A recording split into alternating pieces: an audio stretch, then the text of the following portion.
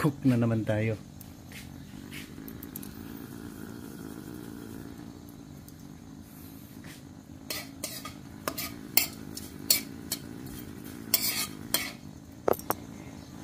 Chef cook, chef engineer,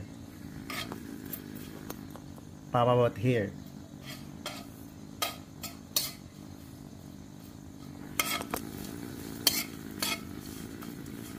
Galing ng Pilipinas, Chong. Siguro curiosity lang, mag-abroad yung tao. But if you have the dream of becoming the real Filipino, you better stay here. Improve the nation. Do not leave the land. This is the last and final promised land of God.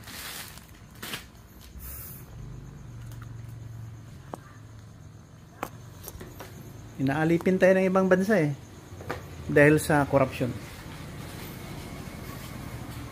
Sobra-sobra mga politicians. DPWH, may kanya-kanya silang kingdom. Ito hindi pagyayabang. Nakakapunta din tayo sa ibang lugar Ang galing. Japan, Thailand, respetado. Number 1, walang terorista. Itong mga terorista, mga siraulo to Hindi ko sila kalaban, mahal ko sila. Because I want to tell them that God is love, not hate, not killing. Papabot here. Ito, iprangka, naka-receive ako ng Theophany. Hindi yan maalis sa isipan ko. Until the last breath of mine. Mainit na ngayon ang mga issue Kahit na ano pang sabihin nyo sa akin.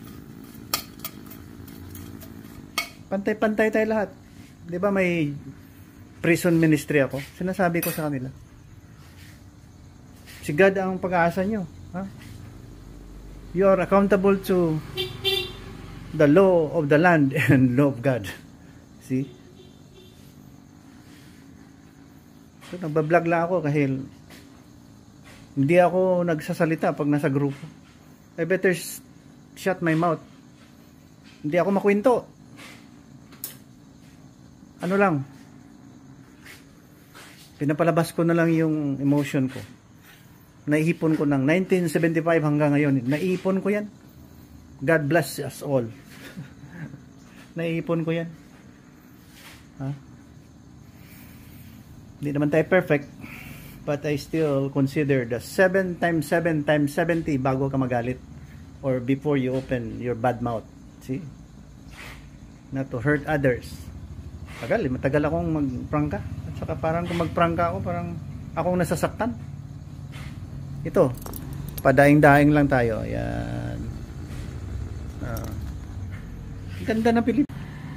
Piliin mo ang Pilipinas. Piliin mo ang Pilipinas, tapos iwanan mo. Hindi, no problem. You can have everything. You can, I think your dreams will be fulfilled if you go places and no problem. But for me, Philippines is the heaven on earth. Daming pagkain sa Pilipinas, Chong. Daming pagkain.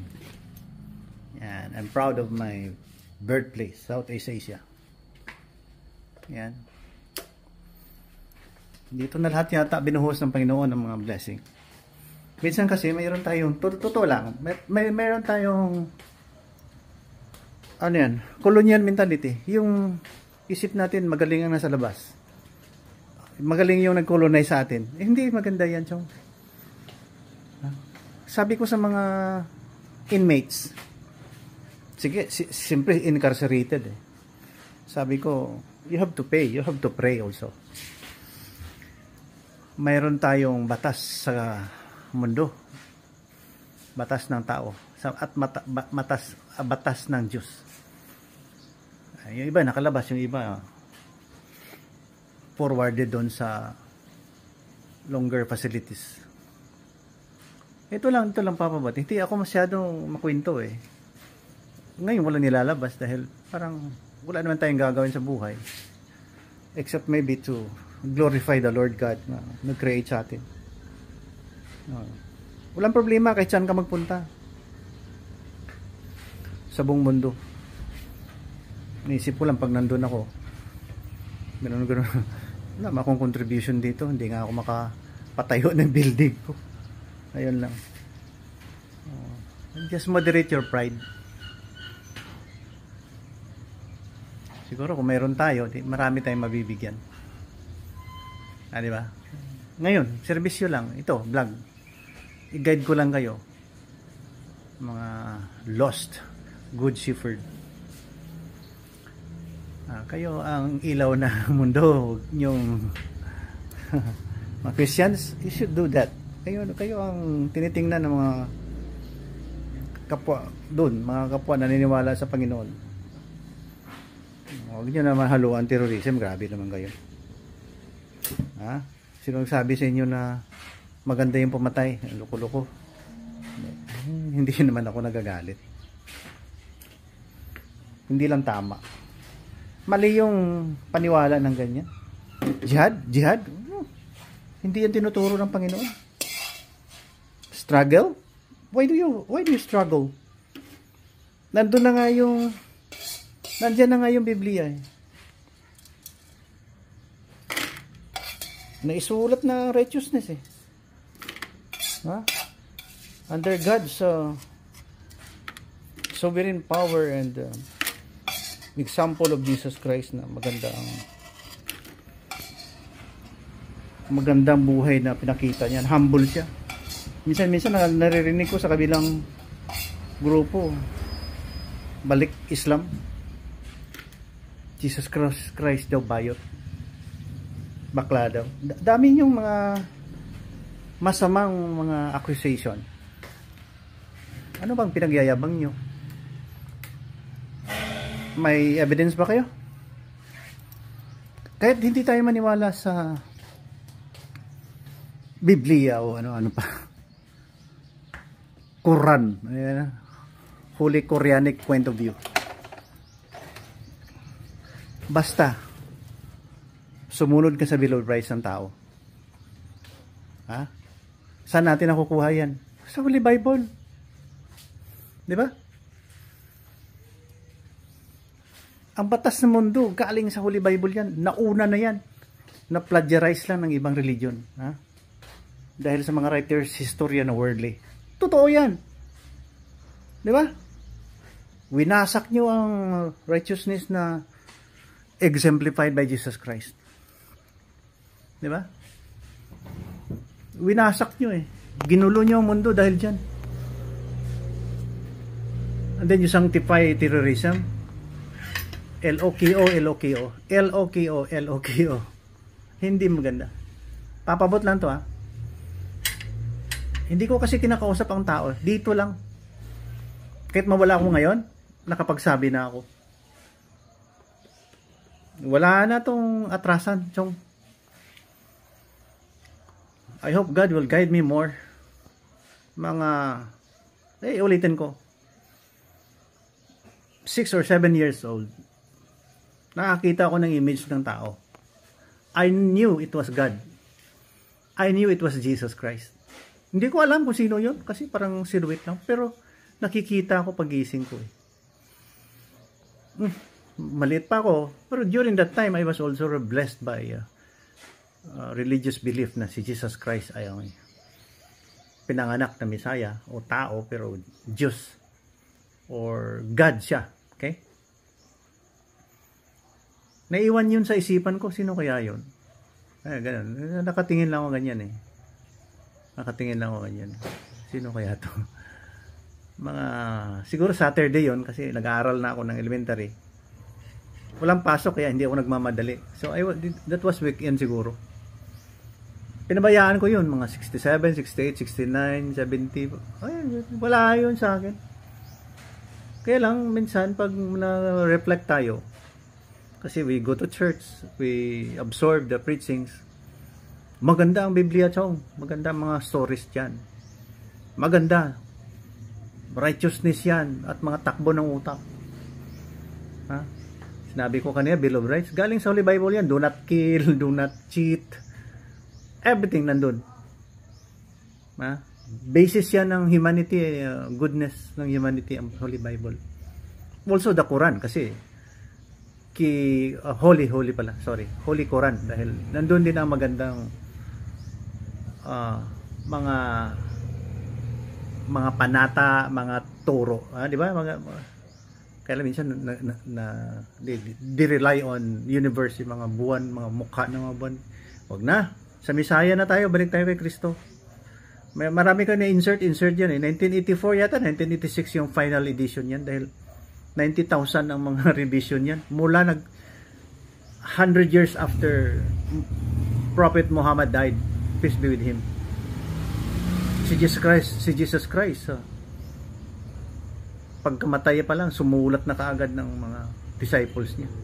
Yung isa naman, yung si Lolo Molecule natin, wala siyang disipulo. Ang pangit minsan yung mga ginagawa niya, kaya he is not my idol. Jesus Christ is my idol. Ngayon, tanong ako, Lord, ano yun? Ganyan. Ito si is to believe nga. Magpakita ka kung ano-ano dyan. Kung wala, di okay lang din. I will keep trusting you even without seeing you. One night, normal. Pagpikit kong ganyan, siguro matutulog na ganyan. 15 years old yata ako, or 16. 1975 eh. Nakita kong ibon. Nakita ko talaga eh. Ibon, tapos lumipad. Papunta sa akin ang lipad eh. Pumutok. Ang ganyan po. Hindi ko ma-describe. Basta ang lakas. Malakas. It was fire. Sabi ko, oh wow, ano kaya yun? Wala lang. Sabi ko, I think it was God. It was not the devil or evil spirit. I think God. Ano message niya? Ngayon, nadidiscern ko, magulo ang mundo, the same. Iniiwanan na ang Panginoon, may mga atheist na. Hindi glorify the sin of the world, worldly talaga. One thing, hindi naman tayo tatagal dito sa mundo eh. Hindi. Babalik tayo sa nag-create sa atin. Ikaw, sino nag-create sa'yo? Who created you? Baka? Karabaw? Langgam? Maniwala. There must be somebody else who really carved our human body and everything in the universe. Ito ang thinking natin, yung nakakita tayo. God is working. Kaysa nabulag na tayo, we cannot hear. Ganyan. So there must be a God. Okay? Ito, June 7, 2024, papabot here. Nagluluto. Ako lang mag-isa dito, nasa hospital yung iba yan. Pinapacheck up yung tita na kapatid ni Mrs. Doon sa hospital. Biopsy lang naman. Kaya iniwan nila ako dito. Ako lang mag-isa. Nagluluto. Mag-almusal na ako. 10 to 11. Mag-almusal ako. Kami ni Mama Ace. Almusal kami 10 to 11. Ako naman, ito water therapy. Tatlo na kasi may constipation ako eh. Nakita mo yung tao. Hindi tayo perfect. Utak lang yata normal sa akin eh. Mata ko may eyeglasses na. Nabibingi pa ako sa baril dati. Paputok na maliit pa kami. May constipation, ganyan. Daming sakit. May operasyon. Daming operasyon sa katawan. Kaya peace tayo Kayong mga jihad hintuan nyo na yan. Surveillance ko kayo. Yung mga ginagawa ng Hezbollah, Hamas. Ay nako. I don't pray that you die. I want you to follow the Christian preaching. Ito yung mga evangelicals, magaling to. Mga Baptist Alliance, magaling to. Mga Pentecostals, maganda yung mga preaching yan. Ayan. Makinig kayo sa humili ng mga pari. Be sure na biblical yung mga sinasalita nyo sa Holy Bible or ganyan dyan. Bible based. Huwag kayong gawa-gawa ng utak ng tao na na-promote ng tao. Ito, I'm demolishing yung mga belief niyo na parang hypocrite. Yan, tingin ko sa inyo, hypocrite. Ito papabot, I'm serious. I'm not going to die tomorrow. I know that. Maybe 100 years. Wala naman akong bisyo. God willing. Yan. Kakain na tayo. Yan. Black rice. 50% jasmine and 50% black rice. Medyo ayun, no? Kita mo mga pagkain sa Philippines. Oh. Ayan, fish. Galing Sarangani yan. Ang dami-dami pagkain dito. Doon sa abroad, naka-freezer. Frozen food. This earth is not your heaven. This is not your home. Kaya medyo i-moderate nyo lang yung mga pride nyo pag nasa abroad kayo. Doon sa mga first world country. Moderate nyo. You cannot own the world. But you can boast your ego and pride. Well, that's your right to choose who you are and who you become. See? Makinig kayo sa akin, ha? Serious to. Bye-bye. God bless you.